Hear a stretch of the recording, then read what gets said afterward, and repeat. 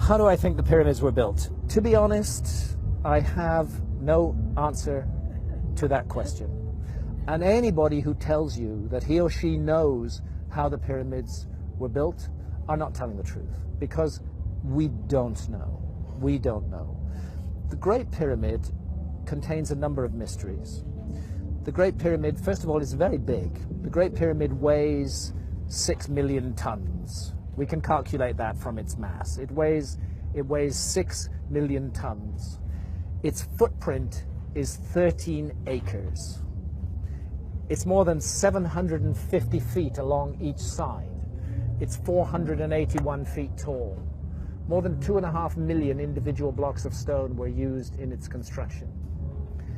But it's not just big, it's really, really precise. The Great Pyramid is locked in to the cardinal dimensions of our planet. The Great Pyramid is targeted on true north, within 3/60ths of a single degree. Now, no modern builder would create a large building and add onto his or her shoulders the additional burden of aligning it to true north within a fraction of a single degree. They just wouldn't get it. They wouldn't understand why it was important to do that. But something drove the builders of the Great Pyramid to go to a very great additional trouble, not only to create this massive, imposing monument, but also to lock it on to true north. And then other things, to incorporate into its dimensions the dimensions of our planet. I don't want to get too numerical or possibly even boring here, but if you take the height of the Great Pyramid and multiply it by 43,200, you get the polar radius of the Earth. And if you measure the base perimeter of the Great Pyramid accurately and multiply that measurement by 43,200, you get the equatorial circumference of the Earth. In other words, for thousands of years, through times, through dark ages, when human beings didn't even know they lived on a planet, never mind its dimensions, that monument has encoded and speaks out the dimensions of our planet on a scale of 1 to 43,200. And the scale is not random.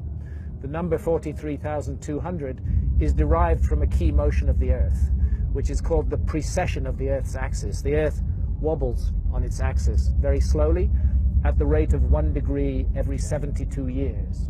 And 43,200 is a multiple of 72.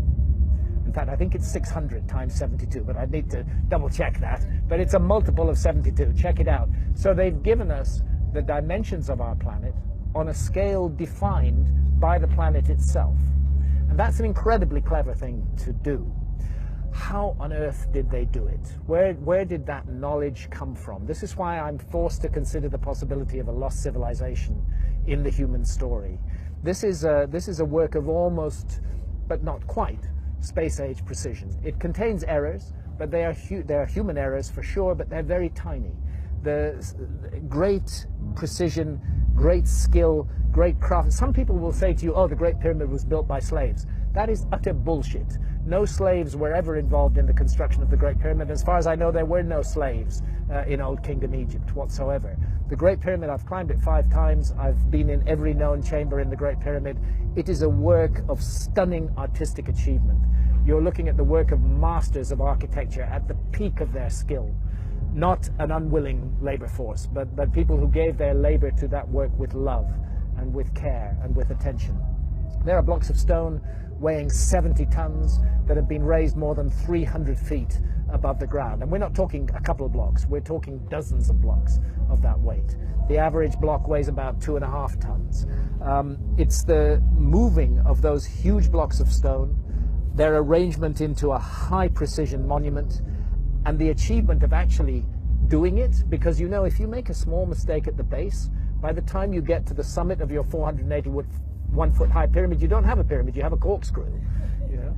They got it all right, and nobody today can explain how they did it, with the knowledge that is supposed to have been available in ancient Egypt, in the Old Kingdom, and with the tools that are supposed to have been available. And that's why I can't help feeling that we are missing some chapter from the human story.